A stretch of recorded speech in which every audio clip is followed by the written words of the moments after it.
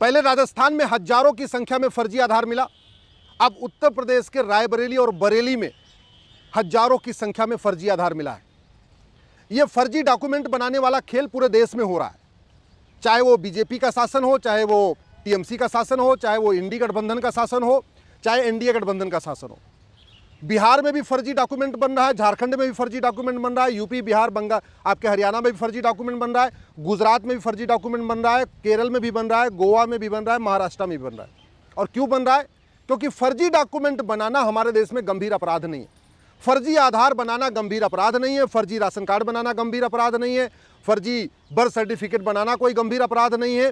तो नतीजा ये हो रहा है कि बाहर के जो घुसपैठिए भारत में आ चुके हैं, जो लगभग 5.5 करोड़ हो चुके हैं, ये पहले 2000 रुपये देते हैं जाके कॉमन सर्विस सेंटर पे, वहाँ से आधार बनवा लेते हैं। जैसे ही एक डॉक्यूमेंट हो जाता है फिर दलाल को पकड़ते हैं, 2000 रुपये में राशन कार्ड बनवा लेते हैं। जब इनके पास 2 डॉक्यूमेंट हो जाता है फिर एक दलाल को पकड़ते हैं, नगर निगम से ये बर्थ सर्टिफिकेट बनवा लेते हैं। जब 3 डॉक्यूमेंट हो जाता है फिर एक दलाल को पकड़ते हैं, आरटीओ ऑफिस से ड्राइविंग लाइसेंस बनवा लेते हैं। जब 4 डॉक्यूमेंट हो जाता है उसके बाद फिर एक दलाल को पकड़ते हैं, तहसीलदार के यहाँ या एसडीएम के यहाँ, वहाँ से डोमिसाइल सर्टिफिकेट बनवा लेते हैं। और जब 5 डॉक्यूमेंट हो जाता है फिर किसी वोटजीवी नेता को पकड़ते हैं, नोटजीवी नेता को पकड़ते हैं, वो इनका वोटर आईडी में नाम जुड़वा देता है।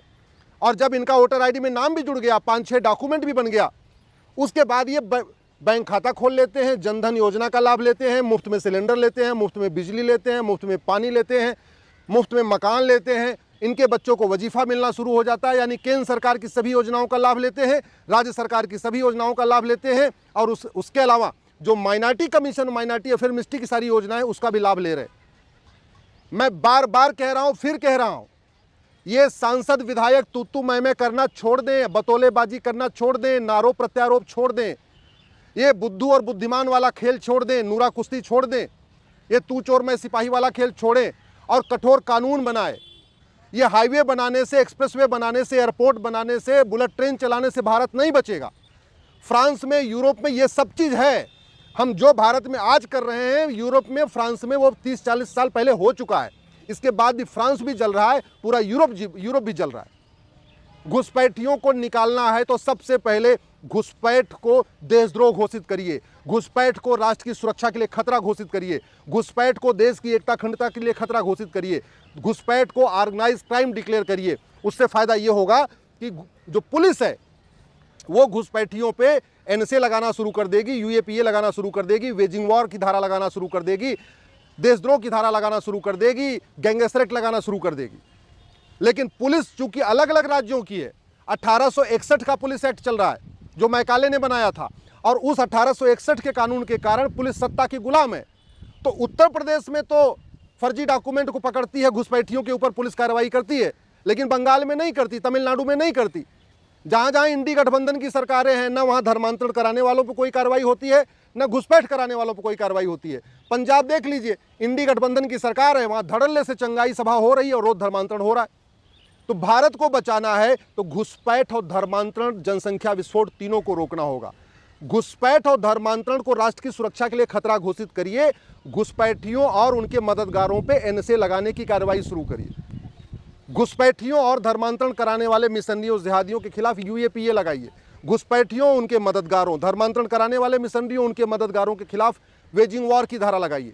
लेकिन ये धाराएं तभी लगेगी जब पूरे देश की पुलिस स्वतंत्र होगी, निष्पक्ष होगी और 1 नेशन 1 पुलिस कोड होगा। तो प्रभावी कार्रवाई तब होगी जब पुलिस राज्यों के अधीन नहीं होगी बल्कि कॉन्करेंट लिस्ट में आएगी और यूनिफॉर्म पुलिस कोड होगा। घुसपैठिए तब भारत छोड़ के भागेंगे जब उनको साल भर के अंदर सजा मिलना शुरू हो जाएगी, और वो तभी होगा जब 1 नेशन 1 जुडिशियल कोड होगा, यूनिफॉर्म जुडिशियल कोड होगा। यानी पुलिस चार्टर होना चाहिए कि पुलिस को हर हालत में 3 महीने के अंदर जांच पूरी करके चार्जशीट फाइल करना है, और एक जुडिशियल चार्टर होना चाहिए कि जज को हर हालत में साल भर के अंदर मुकदमे का फैसला देना है। घुसपैठ और धर्मांतरण तब रुकेगा जब घुसपैठियों और उनके मददगारों का नार्को पॉलीग्राफ ब्रेन मैपिंग कानून टेस्ट होगा। धर्मांतरण तब रुकेगा जब धर्मांतरण कराने वाले मिशनरियों, जिहादियों और उनके मददगारों का narco polygraph brain mapping test होगा। सच्चाई पूरी तब पता चलेगी। घुसपैठ और धर्मांतरण तब रुकेगा जब घुसपैठियों, उनके मददगारों, धर्मांतरण कराने वाले मिशनरियों, उनके मददगारों की 100% संपत्ति जब्त होगी। जब घुसपैठियों, धर्मांतरण कराने वाले मिशनरियों, जिहादियों और उनके मददगारों की सिटीजनशिप खत्म होगी, उनको आजीवन कारावास, फांसी होगा, तब ये घुसपैठ और धर्मांतरण रुकेगा। नहीं तो जैसे 1947 में नरसंहार हुआ था ना, सबको पता है, वैसे ही 2047 में नरसंहार होगा। और आज के ये तू मैं करने वाले नेता, आज के बतौलेबाजी करने वाले नेता 25 साल के बाद आपका घर बचाने नहीं आएंगे। ये न 1947 में कोई किसी का घर बचाने आया था, न 1990 में कश्मीर में कोई नेता किसी का घर बचाने आया था, न जब सिखों का नरसंहार हुआ तो दिल्ली में कोई नेता किसी का घर बचाने आया था। जब अराजकता फैलेगी, मजहबी उन्माद फैलेगा और आगजनी शुरू होगी तो नेता तो अपने घर में बैठ जाएंगे, पुलिस उनको सिक्योर कर लेगी, पुलिस उनके घर पे पहरा देना शुरू कर देगी। अंत में फंसेगी आम जनता, फंसेंगे हम और आप, घर जलेगा हमारा आपका, बच्चों के साथ जो गड़बड़ होगा हमारे आपके बच्चों का होगा। जो बड़े बड़े नेता हैं इनको कोई फर्क नहीं पड़ेगा। और वैसे भी ये जो जितनी जातिवादी पार्टी खोल के बैठे हैं, भाषावादी पार्टी खोल के बैठे हैं, क्षेत्रवादी पार्टी खोल के बैठे हैं, कोई इसमें 5,000 करोड़ का मालिक है, कोई 10,000 करोड़ का मालिक है, कोई 20,000 करोड़ का मालिक है। ये जितने बड़े बड़े नेता हैं ना, जो बतौलेबाजी करते हैं, समाजवाद की बात करते हैं, अम्बेडकरवाद की बात करते हैं, पेरियारवाद की बात करते हैं, गांधीवाद की बात करते हैं, नेहरूवाद की बात करते हैं, जो ये 500 रुपये का कुर्ता पैजामा आपको बेवकूफ़ बनाने के लिए पहन के खड़े हुए हैं, ये 5-5 हज़ार करोड़ के मालिक हैं। इनके पास ऑस्ट्रेलिया में भी घर है, लंदन में भी घर है, विदेशों में इन्होंने खूब बना रखा है, अपना महल भी बना रखा है, फार्म हाउस भी खरीद रखा है। जैसे ही भारत में अराजकता शुरू होगी, आतंकवाद फैलेगा, मजहबी उन्माद फैलेगा, नरसंहार शुरू होगा, ये सबसे पहले अपने परिवार को लेके भाग जाएंगे। और ज़्यादातर तो अपने परिवार को पहले छोड़ चुके हैं बाहर। ज़्यादातर ये बड़े नेता हैं ना, जो आज की डेट में खूब गांधीवाद, अम्बेडकरवाद, पेरियारवाद की बात करते हैं, नेहरूवाद और समाजवाद की बात करते हैं, इनके बच्चे तो बाकायदा बाहर पढ़ रहे हैं। कई लोगों ने तो अपने बच्चों के लिए बाकायदा वहाँ पे फ्लैट, मकान, दुकान खरीद रखा है, उनका बिजनेस व्यापार शुरू भी कर दिया है। तो ये तो 15-20 साल के बाद छोड़ के भाग जाएंगे। फंसेगा कौन? आम जनता। जैसे जब 1947 में पाकिस्तान का विभाजन हुआ तो जितने मजबूत लोग थे, संपन्न लोग थे, सब छोड़ के भाग के आए।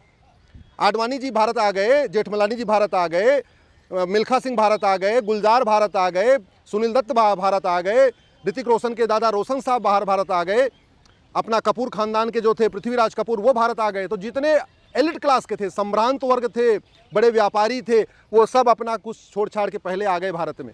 फंसा कौन पाकिस्तान में? वो मिडिल क्लास, लोअर क्लास। फंसा कौन पाकिस्तान में? बेचारे दलित फंसे, पिछड़े फंसे, किसान फंसे, मजदूर फंसे, और आज उनको कन्वर्ट कर दिया गया। ऐसे ही 2047 में आज के बतौलेबाज नेता, आज के तू मैं करने वाले, आरोप प्रत्यारोप करने वाले नेता, ये 20-25 साल के बाद भाग जाएंगे। कोई इटली भाग जाएगा, कोई ऑस्ट्रेलिया भाग जाएगा, कोई लंदन भाग जाएगा। फंसेगा कौन यहाँ पे? आम भारतीय, किसान, मजदूर, पिछड़ा, आदिवासी, दलित, ये जो मिडिल क्लास के लोग हैं, लोअर क्लास के लोग, ये फंसेंगे और फिर ये बचाने नहीं आएंगे। इसलिए मैं आपसे निवेदन कर रहा हूँ, अपने अपने नेताओं को पकड़िए, उनसे पूछिए कि हमारा कानून दुनिया का सबसे सर्वोत्तम कानून क्यों नहीं है, हमारी पुलिस दुनिया की सर्वोत्तम पुलिस क्यों नहीं है, हमारी न्यायिक व्यवस्था दुनिया की सर्वोत्तम न्यायिक व्यवस्था क्यों नहीं है। आखिर दुबई में सड़क के किनारे अवैध निर्माण नहीं होता है, भारत में अवैध निर्माण क्यों हो रहा है। आखिर चीन में इतना भ्रष्टाचार नहीं, भारत में इतना ज़्यादा क्यों है। आखिर हमारे देश में घूस लेके घुसपैठियों की मदद क्यों हो जाती है। चीन में तो कोई घुसपैठियों की मदद नहीं करता, जापान में तो कोई नहीं करता, सिंगापुर में तो कोई नहीं करता, अरब में कोई नहीं करता, कुवैत में कोई नहीं करता, दुबई में कोई नहीं करता। अपने अपने नेताओं से पूछिए कि ये बांग्लादेशी कुवैत क्यों नहीं जाते, दुबई क्यों नहीं जाते, अरब क्यों नहीं जाते, सिंगापुर क्यों नहीं जाते, भारत ही क्यों आते। और भारत में आ रहे हैं तो घुसपैठियों की 100% संपत्ति जब्त करने, नागरिकता खत्म करने, आजीवन कारावास, फांसी देने के लिए कानून क्यों नहीं बन रहा है। घुसपैठियों की जो मदद करते हैं सरकारी बाबू, लेखपाल, पटवारी या जो भी हवलदार, थानेदार या नेता जो भी मदद कर रहा है, इनके खिलाफ कार्रवाई क्यों नहीं हो रही है। देश को बचाना है तो कठोर कानून की मांग करिए। बतौलेबाजी से देश नहीं बचेगा। आने वाला परिणाम, आने वाला समय बहुत ही खतरनाक है, बहुत ही दुखदायी है।